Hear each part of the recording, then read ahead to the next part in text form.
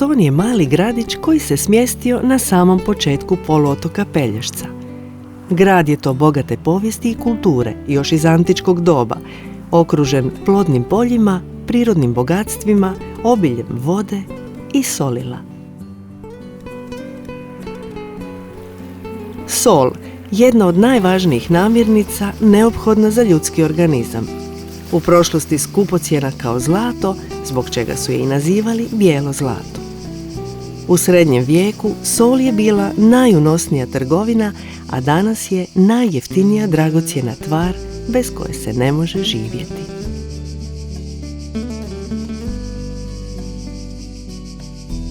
Nakon burne povijesti 1333. godine Ston postaje sastavni dio Dubrovačke republike, a kako je u gospodarskom životu Stona proizvodnja, promet i trgovina soli imala izuzetno važno mjesto i donosila najviše prihoda, 1334. godine je, radi zaštite plodnih stonskih polja, počela gradnja obrambenih bedema i zidina, što je bio najveći fortifikacijsko-urbanistički pothvat ondašnje Europe, izvorne dužine 7000 metara.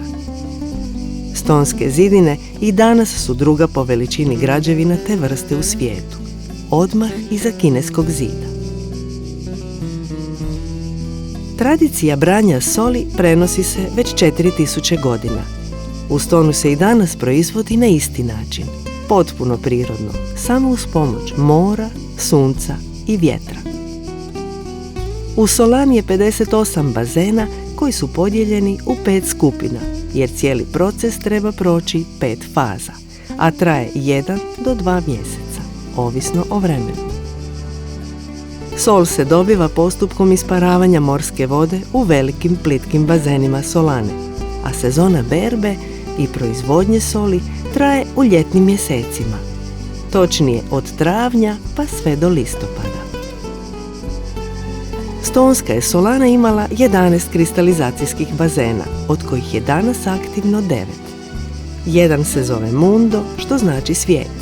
Ostalih 10 dobilo je ime po kršćanskim svecima: Antun, Baltazar, Frano, Ivan, Josip, Nikola, Petar i Pavao, a 2 su zatvorena nakon pada Dubrovačke republike. Bili su to Vlaho i Lazar, odakle se brala najčistija sol i slala na Bečki dvor.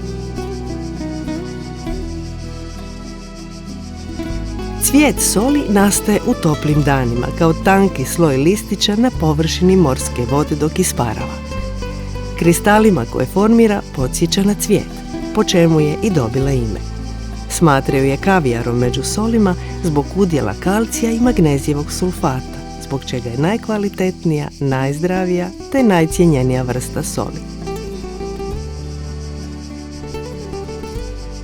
Za razliku od cvijeta soli koji se skuplja s površine prije nego potone na dno, berba soli izgleda malo drugačije.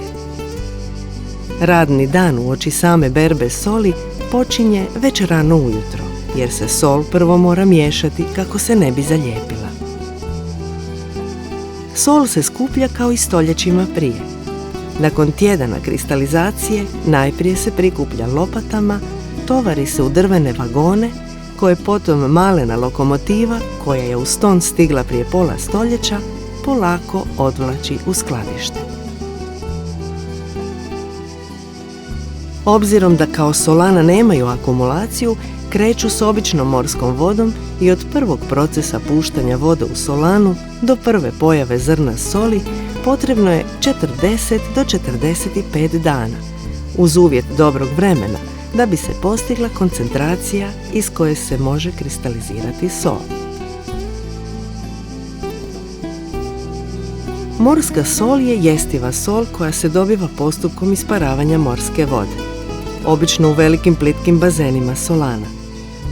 Zajedno s natrijevim kloridom sadrži i male količine ili tragove drugih tvari, kao između ostalog kalij, magnezij i mangan. Proizvodnja u Solanama započinje u prvom bazenu u kojem je koncentracija natrijevog klorida najmanja, a to je morska voda, a završava u zadnjem, u kojem je morska voda toliko prezasićena da se sol taloži na dnu bazena. Isušivanje se obavlja samo u ljetnim mjesecima kada su najpovoljniji uvjeti za proizvodnju. Salinitet morske vode iznosi prosječno 3,5%, što znači da 1000 grama sadrži 35 grama soli.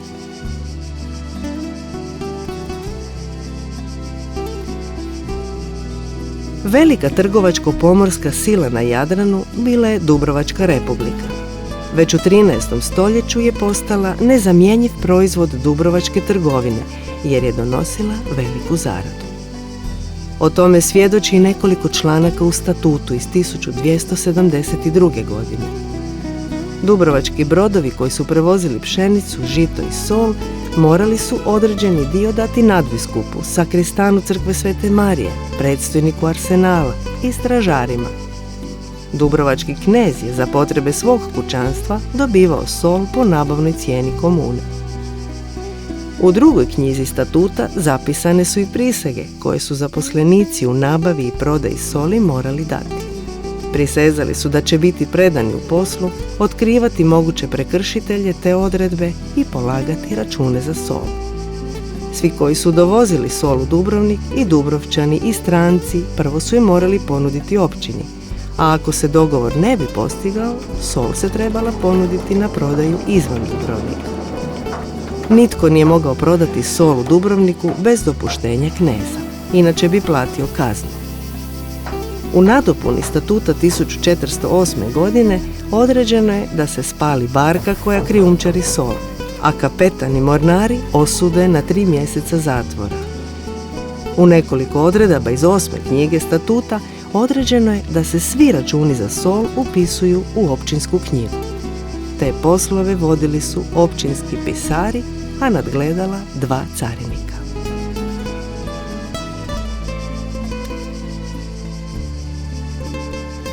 Stonska sol se za prehranu proizvodi bez uporabe bilo kakvih kemijskih aditiva te bez nasilnog isparavanja mora. Ne zahtijeva ispiranje jer je ekološka i vrlo čista. Posebnog je okusa i nema gorčine, te se zbog svega toga s pravom smatra najboljom.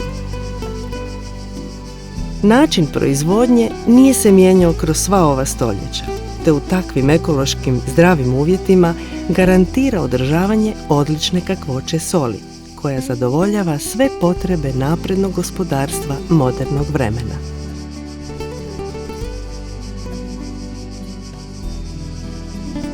Čovjek je otkrio sol još oko 10.000 godina prije Krista i ona je itekako značajna u povijesti čovječanstva kako u kulturi i gospodarstvu, tako i u političkom i društvenom razvoju.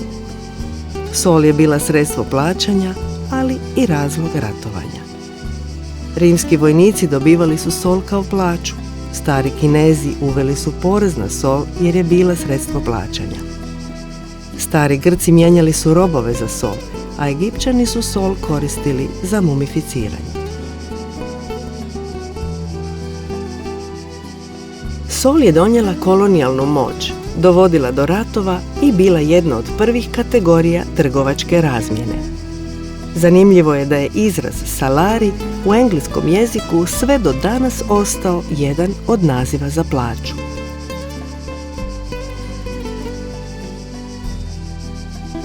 Solana u Stonu jedna je od 3 solane u Hrvatskoj.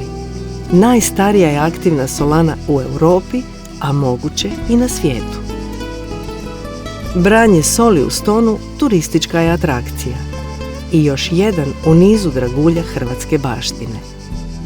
Njegovanje starinskog načina berbe soli čini stonsku solanu posebnom pričom hrvatske tradicije i kulture. Ponos Hrvatske kao dio neprocjenjive prirodne, kulturne i povijesne baštine.